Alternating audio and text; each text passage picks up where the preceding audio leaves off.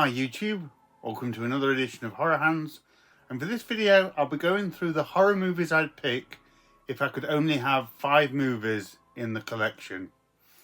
A fiendishly difficult task to get one's head around and a really difficult list to put together. I've had a good think about it, and goes without saying I've had to leave a ton of excellent horror movies off this one, but I have whittled it down to 5 movies that I personally love, and the only 5 that I would have if I could only have 5 movies in this collection. Let's get straight to it. Now I will just say I'm going to remove Jaws from this list. As most of my viewers will know, Jaws is my favourite movie. I've talked about it so much over the years. I'm trying to talk about it less on the channel because I don't want to be too repetitive and predictable. So I'm leaving Jaws off this. It'd be too much of an uninspired pick to include Jaws. But Jaws aside, these are the 5 movies I would take with me. And these are not necessarily the greatest films ever made. They're 5 movies that are my personal favourites and the ones that I have most affinity with. So now let's get straight into it. So my first pick would be Fright Night from 1985.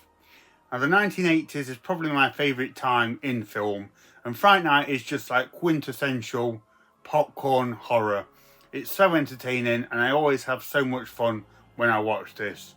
I love everything about it. The characters in this are fantastic. Peter Vincent is excellent. I love his character arc of being a fearless vampire killer, but then a bit of a coward when he shows up for real. Chris Sarandon as Jerry Dandridge is possibly my favourite portrayal of a vampire ever. I love Charlie Brewster, how he's into his horror films and things like that. It's got some fantastic practical effects. The vampire moments in this are excellent. But you've got a few other things thrown into this as well. You've got a bit of a werewolf moment and a few kind of random monsters popping up here and there. And also a really cool melting scene as well. I also absolutely love the music to Fright Night. The soundtrack to this movie is beautiful and one of the best I've ever heard. And Fright Night, it's been a favourite of mine since childhood. And as I say, it's just so entertaining. It's a film that I know I can just put on at any time and have a lot of fun with this one. So my first pick is Fright Night. My second pick is going to be Zombie Flesh Eaters from 1979. Another favourite of mine from childhood, and similarly to Fright Night, it's an entertaining one.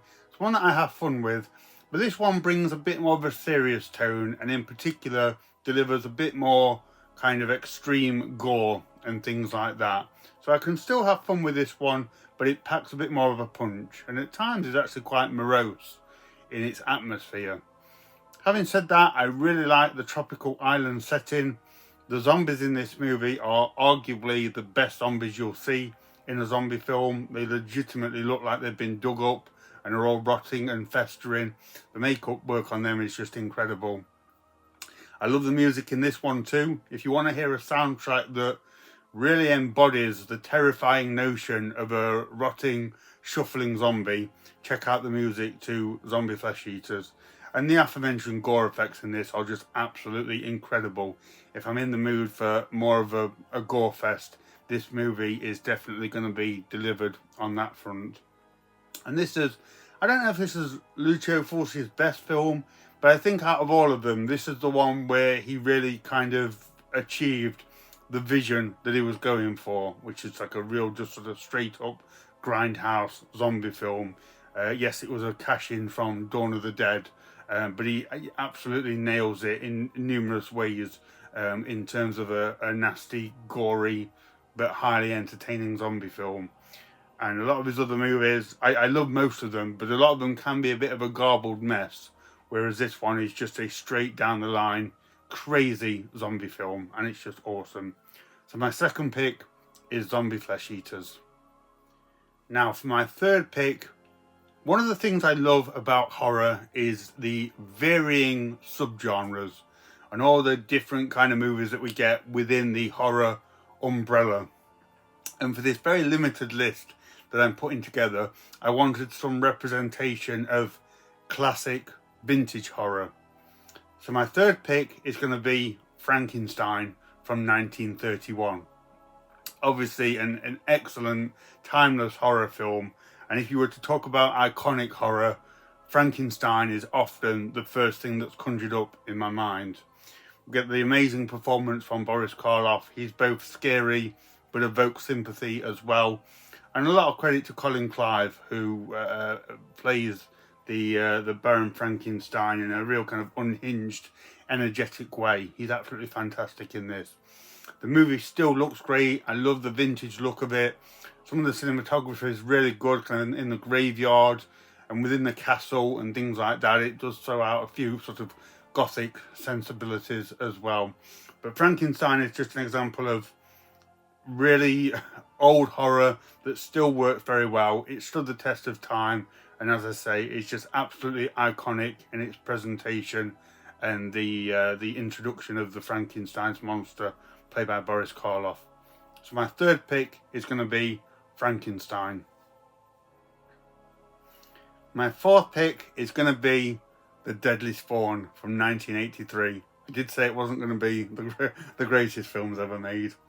But The Deadly Spawn, creature features are my favourite subgenre of horror, and The Deadly Spawn might even be my favourite creature feature. I'd have to think about that. But I absolutely love this movie. I love everything that they did with it. It's very low budget, filmed in someone's basement, but I actually think the end product is really good. The movie's put together in a very competent way. The characters in this are really good, very believable. I love the young kid in this who's a horror fan. He's very easy to identify.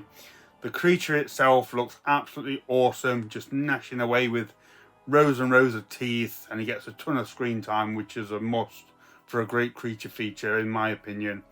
And it's very bloodthirsty as well. There's a lot of blood and guts in this, which you don't often get for a creature feature. It really brings it in that aspect too. And the ending of this film, I'm not going to give it away, but it's just incredible.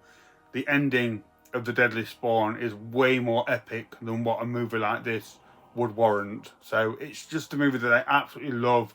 I have a lot of respect for what they did with it, regardless of the limited budget and kind of amateurish approach that they must have taken. But it's just such a fun, take your brain out creature feature, and it's kind of just everything that I go for in horror and that like monster movie subgenre. It's a ton of fun. So my fourth pick is The Deadly Spawn.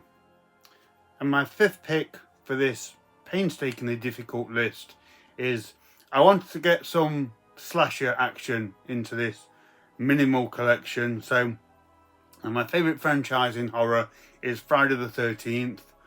So one of my favourite films within that franchise, and for the sake of this video, and my fifth pick is going to be Friday the 13th Part 3 from 1982. I just think this is such an awesome kind of prototypical slasher. This has got a bit of everything to make this a really good film. So this is the one where Jason gets his hockey mask. It's my favourite look for Jason, and I think it's particularly awesome in this one, portrayed by Richard Brooker.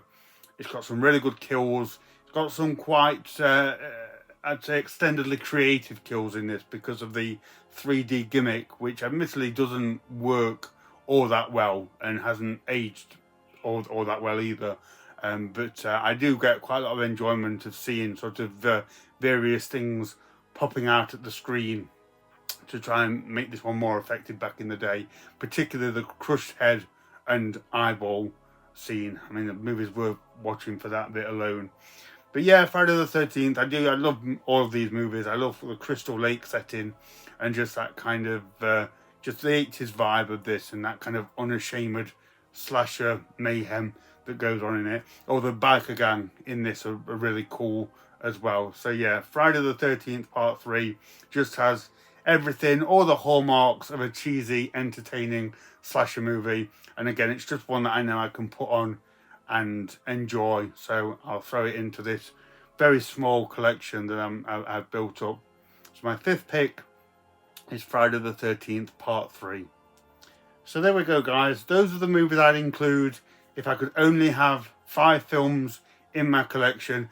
Let me know what you think about that. I know I left off some great movies. I left off some classic movies. but I thought I'd just go for the ones that I know I can put on and have a good time with.